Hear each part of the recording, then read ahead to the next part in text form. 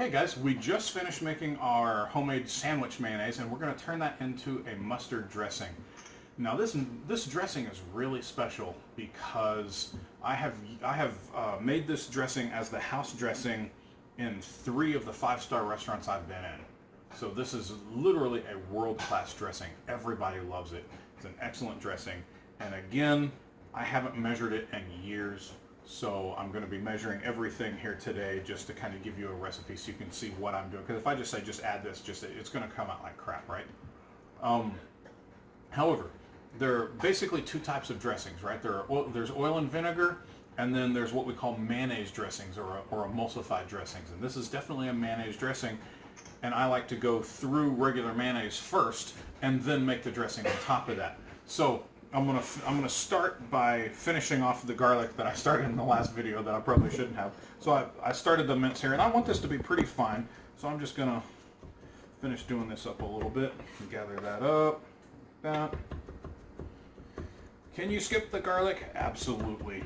I think officially, I haven't looked at the recipe in so many years, but I think officially it's supposed to have garlic and shallots. You used to make it with shallots. Yeah, I've made it with shallots a few times, but I just don't bother anymore. There we go, that's good enough. So you want the garlic to more or less look like this? Is it in the shot? Yeah, it's perfect. There we go. Okay, so I'm going to take this, and this was 2 cloves of garlic that I'm putting in the mayonnaise recipe with 1 yolk that I made in the last video. So I'm going to take that, just put that in. Now, if I know I'm making dressing from the get-go, I'll make it with the garlic in there when I make the mayonnaise. So there we go, I stir that in. Now our family, we like a tart salad dressing. So we use a little bit more vinegar than some of you may or may not like. If you don't like as much vinegar as we do, then replace half of it with water and you'll be fine.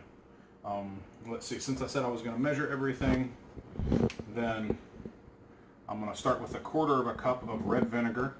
I love the Pompeian vinegar. It's a cheap vinegar, but it's really good on acid. So you don't want vinegar with too high of an acid content. I think probably in the neighborhood of, I don't know, maybe 4 or 7% is plenty. Anything after that, and it starts to get too harsh. Do they actually label them? Yeah. Oh. I don't know if this is, I can't read very well. Give it here. You do your thing and I'll look. But I'm sure it says somewhere that, you know, what percentage it is. So, okay. So I stir that in there. This actually says 5%. There you go. And so this is still just a little bit thick. Can I get a spoon? Yeah, sure. Hang on a sec. You talk to the people. There we go. Well, I can't talk because I need the spoon. There we go. So you can see here, it's still a little bit thick. I mean, you can put that on your dressing, on your salad, but, right? So I'm going to add just a little bit more vinegar, and I'm going to start with, say, 1/2 cup.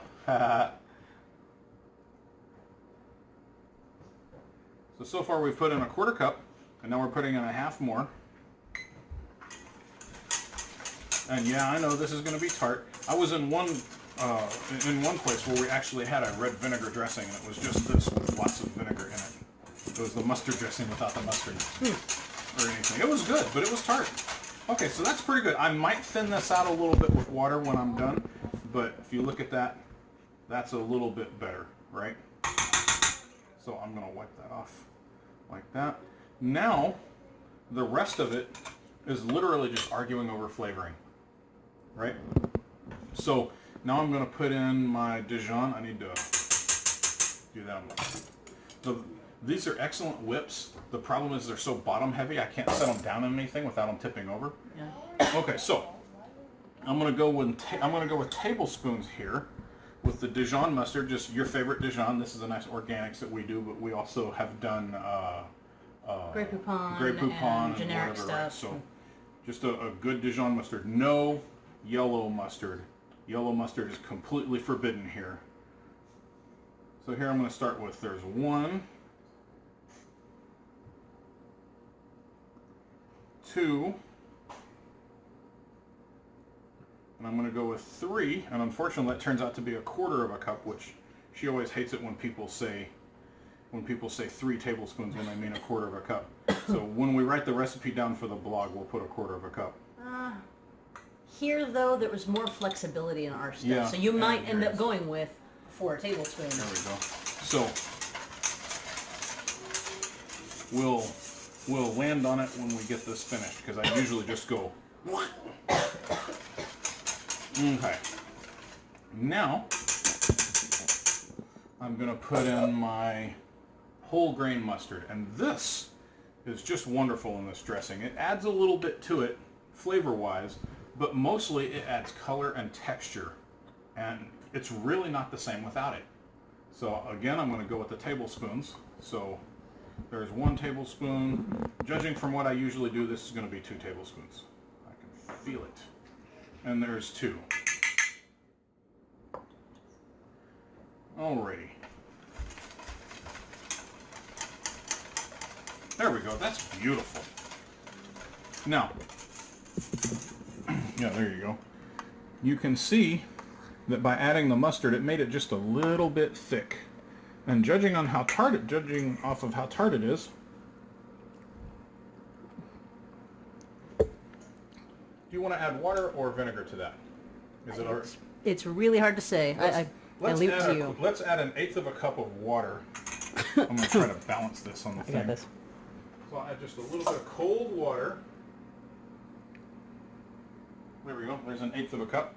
If it's not tart enough for you, then just add more vinegar, right? But you still want it to be dressing, right? I mean, you want it to stick to the lettuce, but you don't want it to just weigh it down, right? Let me see how it is. That's good. I'm going to put just a little bit more. This is a lot more, this is a lot harder to do when I'm not just squirting stuff in there, right?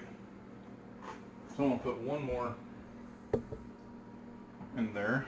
And I can already feel that I need another tablespoon of mustard. Yeah. There we go. That'll do that. And of course, usual recipe stuff applies, right? If you like more or less mustard or whatever. If you've got a specialty mustard you like, I bet that would be pretty yummy. The thing a lot of people, especially beginners, don't realize about recipes is it's just one person's interpretation, right? It's not meant to be followed to the letter. I'm giving you these things here, these measurements here, so that you can follow it to the letter if you want to, so you can see the type of dressing I meant for you to have, right? But by all means, if you don't like one thing or another, if you like more garlic, then double the garlic. I don't care. That's much better. Now see, that's a good dressing. Your dressing should look something like this. Now, it's down to what? Seasoning. Always, always, always season. I'm going to start with a teaspoon of salt. Okay, so the video cut out. So we did 1.5 teaspoons of salt, and then we did 1/2 teaspoon of white pepper, and that was it. So there's just one thing after another going off tonight.